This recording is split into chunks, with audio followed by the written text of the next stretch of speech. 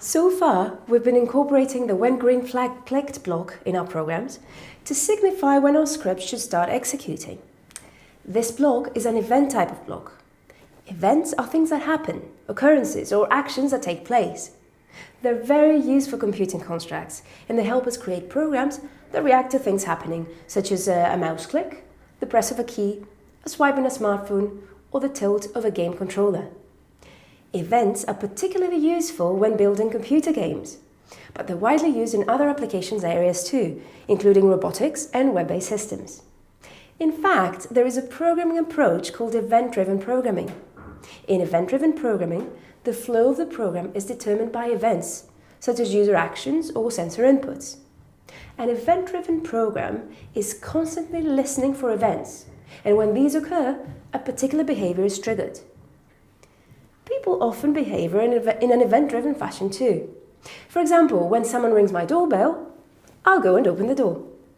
Can you think of any examples, let's say in sport, where we have event-driven behaviors?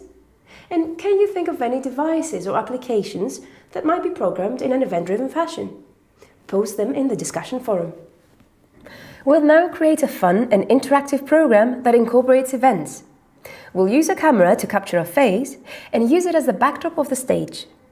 Then we'll add some special effects like the ones you see here. How can we do this? To create these costumes, we'll go to the Costumes tab and click on the Paint New Costume icon. We'll then press the button in the bottom right corner to convert to bitmap. The screen is similar to typical graphics editors, so you can draw with a brush, change the color used, or erase with the eraser. Experiment a little bit with this tool to get a better feel of what you can do with it. Now that we've seen the basics of this painting editor, we'll create a design for our program. Let's start with the glasses. We'll draw 2 circles,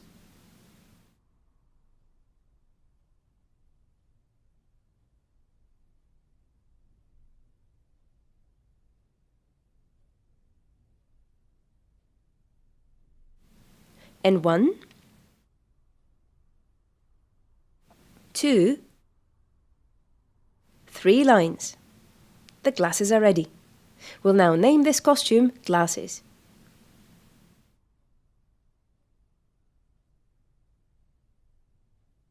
We can add more funny costumes, for example, a beard.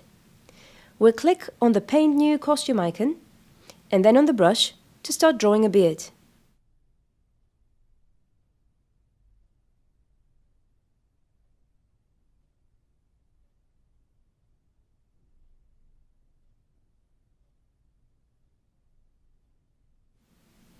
We can create more costumes following this process. Just remember to give them representative names and to delete any costumes you no longer need, like the ones for the cat.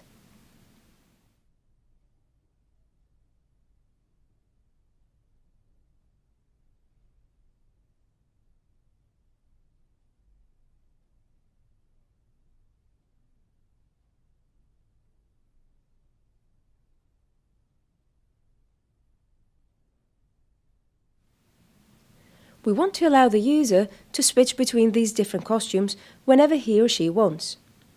To do this, we'll specify that when the spacebar is pressed, we switch to the next costume.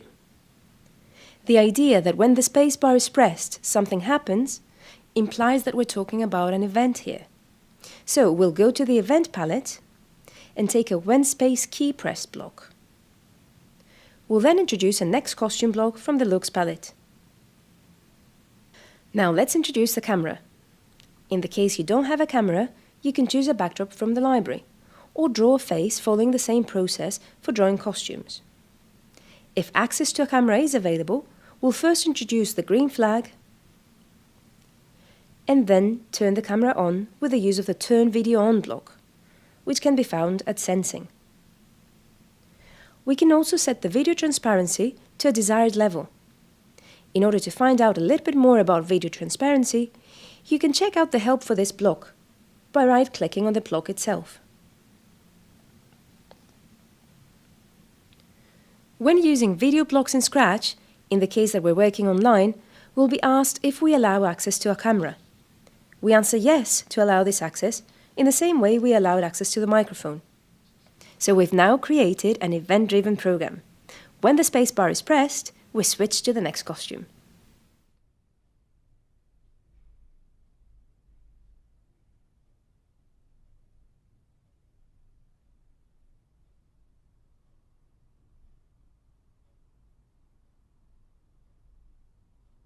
This is a simple but fun example. Try adding more effects. How about another kind of hat or a wig? Give it a go.